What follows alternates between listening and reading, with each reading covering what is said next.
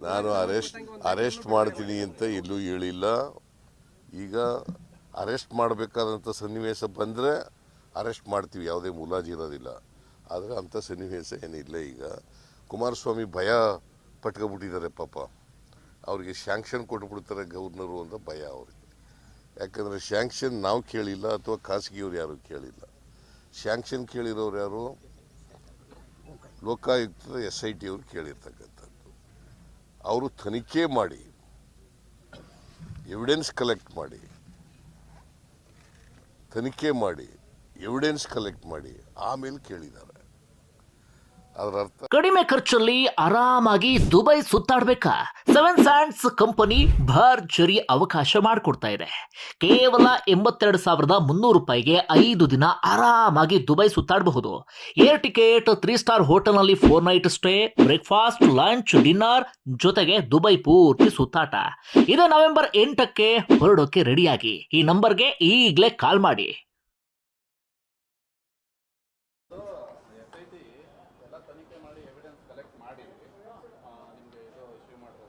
ಕುಮಾರಸ್ವಾಮಿಗೆ ಭಯ ಶುರುವಾಗಿದೆ.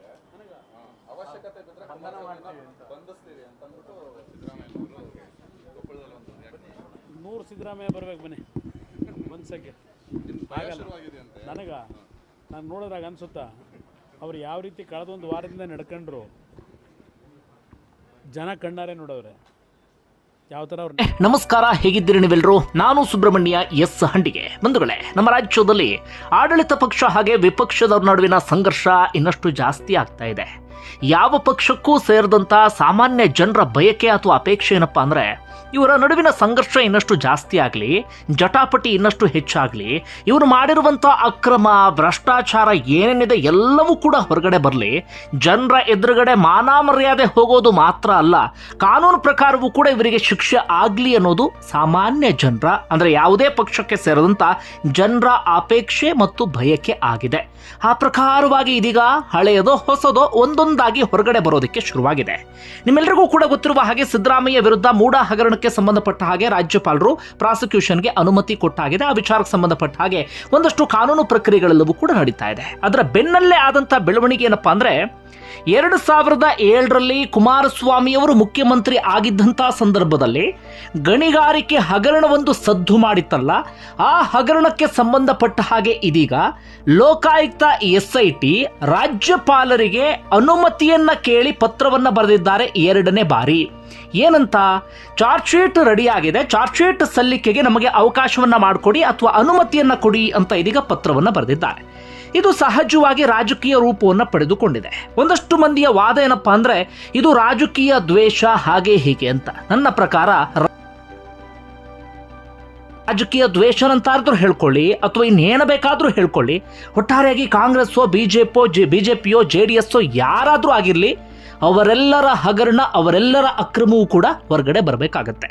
ಬಂಧುಗಳೇ, ಏನಿದು ಹಗರಣ, ಏನೆಲ್ಲ ಬೆಳವಣಿಗೆ ಆಗಿತ್ತು, ನಿಮ್ಮಲ್ಲಿ ಒಂದಷ್ಟು ಜನರಿಗೆ ಮಾಹಿತಿ ಇರಬಹುದು, ಇನ್ನೊಂದಷ್ಟು ಜನರಿಗೆ ಮಾಹಿತಿ ಇಲ್ಲದೆ ಇರಬಹುದು. ಹೀಗಾಗಿ ಅತ್ಯಂತ ಸರಳವಾಗಿ ಏನು ಅಂತ ವಿವರಿಸ್ತಾ ಹೋಗ್ತೀನಿ. ಅದಕ್ಕೂ ಮುನ್ನ ಒಂದು ವಿಚಾರಕ್ಕೆ ಸಂಬಂಧಪಟ್ಟ ಹಾಗೆ ಇಲ್ಲಿ ಕ್ಲಾರಿಟಿಯನ್ನು ತೆಗೆದುಕೊಳ್ಳೋಣ.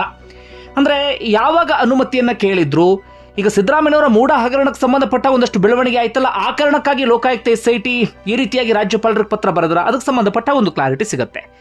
ಏನಾಗಿತ್ತು, 2023 ನವೆಂಬರ್ 21ರಂದು SIT ಕಡೆಯಿಂದ, ಲೋಕಾಯುಕ್ತ SIT ಕಡೆಯಿಂದ ರಾಜ್ಯಪಾಲರಿಗೆ ಒಂದು ಪತ್ರ ಹೋಗುತ್ತೆ. ಅಂದರೆ ನಮಗೆ ಚಾರ್ಜ್ ಶೀಟ್ ಸಲ್ಲಿಕೆಗೆ ಅವಕಾಶವನ್ನು ಮಾಡಿಕೊಡಿ ಅಥವಾ ಅನುಮತಿಯನ್ನು ಕೊಡಿ ಅಂತ ಒಂದು ಪತ್ರ ಹೋಗುತ್ತೆ. ರಾಜ್ಯಪಾಲರು ಆರಂಭದಲ್ಲಿ ಈ ವಿಚಾರಕ್ಕೆ ಸಂಬಂಧಪಟ್ಟ ಹಾಗೆ ಯಾವುದೇ ತೀರ್ಮಾನ ತೆಗೆದುಕೊಂಡಿರಲಿಲ್ಲ. ಇತ್ತೀಚೆಗೆ ಜುಲೈ ಎಂಡ್ನಲ್ಲಿ, ಡೇಟನ್ನು ಸರಿಯಾಗಿ ಕೇಳಿಸ್ಕೊಳ್ಳಿ, ಜುಲೈ ಎಂಡ್ನಲ್ಲಿ ರಾಜ್ಯಪಾಲರ ಕಡೆಯಿಂದ SITಗೆ ಮತ್ತೊಂದು ಪತ್ರ ಬರುತ್ತೆ. ಏನೋ ನೀವು ಅನುಮತಿ ಕೇಳಿ ಪತ್ರವನ್ನು ಬರೆದಿದ್ದೀರಲ್ಲ, ಇದಕ್ಕೆ ಸಂಬಂಧಪಟ್ಟಾಗ ಇನ್ನೊಂದಷ್ಟು ದಾಖಲೆಯ ಅವಶ್ಯಕತೆ ಇದೆ, ಅದೆಲ್ಲವನ್ನು ಕೂಡ ನಮಗೆ ನೀಡಿ ಅಂತ ಹೇಳಿ.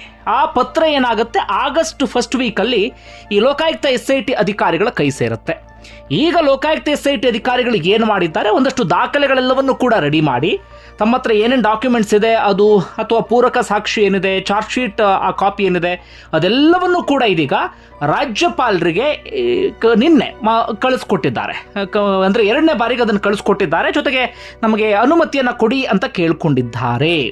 ಅಂದರೆ ಇದು ನೀವು ಯಾವ ರೀತಿ ಬೇಕಾದರೂ ತೆಗೆದುಕೊಳ್ಳಬಹುದು. ಒಂದಷ್ಟು ಜನರ ವಾದ ಏನಪ್ಪ ಅಂದರೆ, ಇಲ್ಲ ಇದು ಸಹಜವಾದಂಥ ಕಾನೂನು ಪ್ರಕ್ರಿಯೆ, ರಾಜ್ಯಪಾಲರು ಇತ್ತೀಚೆಗಷ್ಟೇ ಡಾಕ್ಯುಮೆಂಟ್ಸ್ ಕೊಡಿ ಅಂತ ಪತ್ರ ಬರೆದಿದ್ರು, ಅದಕ್ಕೆ SIT ಅಧಿಕಾರಿಗಳು ಈಗ ಮನವಿಯನ್ನು ಸಲ್ಲಿಸಿದ್ದಾರೆ ಅಂತ. ಇನ್ನೊಂದಷ್ಟು ಜನರ ವಾದ, ಇಲ್ಲ ಮೂಡ ಹಗರಣಕ್ಕೆ ಸಂಬಂಧಪಟ್ಟ ಒಂದಷ್ಟು ಬೆಳವಣಿಗೆ ಆಯ್ತಲ್ಲ, ಆ ಕಾರಣಕ್ಕಾಗಿ SIT ಅಧಿಕಾರಿಗಳು ಹೀಗೆ ಮಾಡಿದ್ದಾರೆ ಅಂತ ನೀವು ಯಾವ ರೀತಿ ಬೇಕಾದರೂ ಅಂದ್ಕೊಳ್ಬಹುದು. ಒಟ್ಟಾರೆಯಾಗಿ ನಡೆದಿರುವಂಥ ಅಸಲಿಯತ್ತು ಇದು. ಓಕೆ, ಈಗ ಈ ಹಗರಣದ ವಿಚಾರಕ್ಕೆ ಬರೋಣ. 2007 ಕುಮಾರಸ್ವಾಮಿಯವರು ಮುಖ್ಯಮಂತ್ರಿ ಆಗಿರ್ತಾರೆ ಸಮ್ಮಿಶ್ರ ಸರ್ಕಾರದಲ್ಲಿ. ನಿಮ್ಮೆಲ್ಲರಿಗೂ ಕೂಡ ಗೊತ್ತಿದೆ, 2020 ಸರ್ಕಾರ ಸಾಕಷ್ಟು ಸದ್ದು ಮಾಡಿದಂಥ ಸರ್ಕಾರವೂ ಕೂಡ ಹೌದು. ಆಗ ಈ ಬಳ್ಳಾರಿಯ ಸಂಡೂರಿನ ಬಾವಿಹಳ್ಳ ತಿಮ್ಮಪ್ಪ ಗುಡಿ ಎನ್ನುವಂಥ ಪ್ರದೇಶದಲ್ಲಿ 550 ಎಕರೆ ಗಣಿಗಾರಿಕೆಗೆ ಅಂಥೇಳಿ ಕುಮಾರಸ್ವಾಮಿ ಗುತ್ತಿಗೆಯನ್ನು ನೀಡಿರ್ತಾರೆ. ಯಾರಿಗೆ? ಸಾಯಿ ವೆಂಕಟೇಶ್ವರ ಮಿನರಲ್ಸ್ ಎನ್ನುವಂಥ ಕಂಪನಿಗೆ. ಎಷ್ಟು ಎಕರೆ? 550 ಎಕರೆ. ಕುಮಾರಸ್ವಾಮಿ ಈ ರೀತಿಯಾಗಿ ಗಣಿಗಾರಿಕೆಗೆ ಅವಕಾಶವನ್ನು ಮಾಡಿಕೊಟ್ಟು ಒಂದು 3-4 ದಿನಗಳಿಗೆ ಮುಖ್ಯಮಂತ್ರಿ ಸ್ಥಾನದಿಂದ ರಾಜೀನಾಮೆ ಕೊಡುವಂಥ ಪ್ರಸಂಗ ಎದುರಾಗಿ ಬಿಡುತ್ತೆ. ಯಾಕಂದರೆ ಆಗ ಒಂದಷ್ಟು ರಾಜಕೀಯ ಬೆಳವಣಿಗೆ ಆಗಿತ್ತು, ನಿಮ್ಮೆಲ್ಲರಿಗೂ ಕೂಡ ಗೊತ್ತೇ ಇದೆ. ಆ ಸಂದರ್ಭದಲ್ಲಿ ಕುಮಾರಸ್ವಾಮಿ ವಿರುದ್ಧ ಕೇಳಿ ಬಂದಂಥ ಆರೋಪ ಏನಪ್ಪ ಅಂದರೆ, ಆರೋಪ ಮಾಡಿದ ಬೇರೆ ಯಾರೂ ಅಲ್ಲ, ಆಗ MLC ಆಗಿದ್ದಂಥ ಜನಾರ್ದನ್ ರೆಡ್ಡಿನೇ ಆರೋಪವನ್ನು ಮಾಡಿರ್ತಾರೆ. ಕುಮಾರಸ್ವಾಮಿ ಆ ಸಾಯಿ ವೆಂಕಟೇಶ್ವರ ಮಿನರಲ್ಸ್ ಕಂಪನಿಯಿಂದ 150 ಕೋಟಿಯಷ್ಟು ಹಣವನ್ನು ಪಡೆದುಕೊಂಡಿದ್ದಾರೆ. ಆ ಹಣವನ್ನು ಪಡ್ಕೊಂಡು ತರಾತುರಿಯಲ್ಲಿ ಅನುಮತಿಯನ್ನು ಕೊಟ್ಟಿದ್ದಾರೆ. ಅಷ್ಟು ತರಾತುರಿಯಲ್ಲಿ ಅನುಮತಿಯನ್ನು ಕೊಡುವಂಥ ಅವಶ್ಯಕತೆ ಏನಿತ್ತು ಎನ್ನುವಂಥ ಪ್ರಶ್ನೆಯನ್ನು ಮಾಡ್ತಾರೆ, ಆರೋಪವನ್ನು ಕೂಡ ಹೊರಿಸ್ತಾರೆ. ಅಷ್ಟು ಮಾತ್ರ ಅಲ್ಲ, ಸಾಯಿ ಮಿನರಲ್ಸ್ ಎನ್ನುವಂಥ, ಅಂದರೆ ಸಾಯಿ ವೆಂಕಟೇಶ್ವರ ಮಿನರಲ್ಸ್ ಎನ್ನುವಂಥ ಕಂಪನಿಯೇ ಇಲ್ಲ, ಆ ಕಂಪನಿಯ ಬೋಗಸ್ಸು ಒಂದಷ್ಟು ಸುಳ್ಳು ದಾಖಲೆ ಎಲ್ಲವನ್ನು ಕೂಡ ಸೃಷ್ಟಿ ಮಾಡಿ ಲಂಚ ತಗೊಂಡು ಕುಮಾರಸ್ವಾಮಿ ಈ ರೀತಿಯಾಗಿ ಅವಕಾಶವನ್ನು ಮಾಡಿಕೊಟ್ಟಿದ್ದಾರೆ ಎನ್ನುವಂಥ ಆರೋಪ ಮಾಡಲಾಗುತ್ತೆ. ಒಟ್ಟಾರೆಯಾಗಿ ಬರೋಬ್ಬರಿ 150 ಕೋಟಿಯಷ್ಟು ಹಣವನ್ನು ಕುಮಾರಸ್ವಾಮಿ ಬಡ್ದು ಬಾಯಿಗೆ ಹಾಕೊಂಡಿದ್ದಾರೆ ಎನ್ನುವಂಥ ಆರೋಪ. ಅದಾಗಿ ಒಂದಷ್ಟು ವರ್ಷಗಳ ನಂತರ 2011ರಲ್ಲಿ ಇದೇ TJ ಅಬ್ರಹಾಂ, ಸಿದ್ದರಾಮಯ್ಯ ವಿರುದ್ಧ ದೂರನ್ನು ಕೊಟ್ಟಿರುವಂಥ TJ ಅಬ್ರಹಾಂ ಕುಮಾರಸ್ವಾಮಿ ವಿರುದ್ಧವೂ ಕೂಡ ದೂರು ಕೊಡ್ತಾರೆ. ಈ ಗಣಿಗಾರಿಕೆಗೆ ಅನುಮತಿ ಕೊಡುವಂಥ ಸಂದರ್ಭದಲ್ಲಿ ನಿಯಮಗಳನ್ನು ಗಾಳಿಗೆ ದೂರಿದ್ದಾರೆ, ಲಂಚ ತಗೊಂಡಿದ್ದಾರೆ, ಹಣ ತಿಂದಿದ್ದಾರೆ, ತನಿಖೆ ಆಗಬೇಕು ಅಂತ ದೂರನ್ನು ಕೊಡ್ತಾರೆ. ಅದಾದ ಬಳಿಕ 2013-14ರ ಸಂದರ್ಭದಲ್ಲಿ ಲೋಕಾಯುಕ್ತ SITಯನ್ನು ರಚನೆ ಮಾಡಲಾಗುತ್ತೆ. ಲೋಕಾಯುಕ್ತ ಅಧಿಕಾರಿಗಳಿಂದ ತನಿಖೆಯೂ ಕೂಡ ಆರಂಭ ಆಗುತ್ತೆ.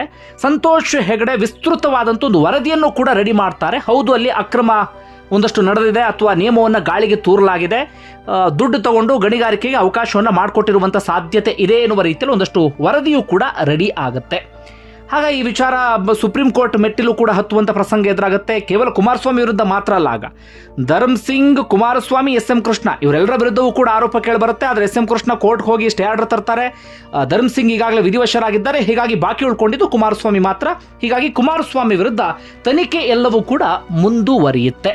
ಅದಾದ ಬಳಿಕ ಒಂದಷ್ಟು ಕಾನೂನು ಪ್ರಕ್ರಿಯೆಗಳೆಲ್ಲವೂ ಕೂಡ ಆಯಿತು. ಈ ವಿಚಾರ ಸುಪ್ರೀಂ ಕೋರ್ಟ್ ಮೆಟ್ಟಿಲು ಕೂಡ ಹತ್ತು. ಕುಮಾರಸ್ವಾಮಿ ಬಂಧನ ಭೀತಿಯಲ್ಲಿ SIT ಅಧಿಕಾರಿಗಳ ವಿಚಾರಣೆಗೂ ಹಾಜರಾಗಿದ್ದರು. ಜೊತೆಗೆ ಬಂಧನ ಭೀತಿಯಲ್ಲಿ ನಿರೀಕ್ಷಣಾ ಜಾಮೀನನ್ನು ಕೂಡ ತೆಗೆದುಕೊಂಡಿದ್ರು. ಇಂತಹ ಒಂದಷ್ಟು ಬೆಳವಣಿಗೆ ಎಲ್ಲವೂ ಕೂಡ ಆಗಿ ಹೋಗಿತ್ತು. ಒಟ್ಟಾರೆಯಾಗಿ 550 ಎಕರೆ ಬೋಗಸ್ ಕಂಪನಿಯೊಂದಿಗೆ ಸುಳ್ಳು ದಾಖಲೆಯನ್ನು ಸೃಷ್ಟಿ ಮಾಡಿ ಕೊಟ್ಟರು ಅನ್ನುವಂಥ ಆರೋಪ, 150 ಕೋಟಿ ತೆಗೆದುಕೊಂಡಿದ್ದಾರೆ ಎನ್ನುವಂಥ ಆರೋಪ. ಲೋಕಾಯುಕ್ತ SITಯಲ್ಲಿ ತನಿಖೆ ಎಲ್ಲವೂ ಕೂಡ ನಡೆದು ಒಂದು ಹಂತಕ್ಕೆ ತನಿಖೆಯೂ ಕೂಡ ಬಂದ್ ಆಗಿತ್ತು. ಇದು ಈ ಹಿಂದಿನ ಗಣಿಗಾರಿಕೆಯ ಹಗರಣಕ್ಕೆ ಸಂಬಂಧಪಟ್ಟಂಥ ಒಂದಷ್ಟು ವಿವರ. ಅದಾದ ಬಳಿಕ ಒಂದಷ್ಟು ಚರ್ಚೆ ಎಲ್ಲವೂ ಕೂಡ ನಡೀತಾನೆ ಇತ್ತು.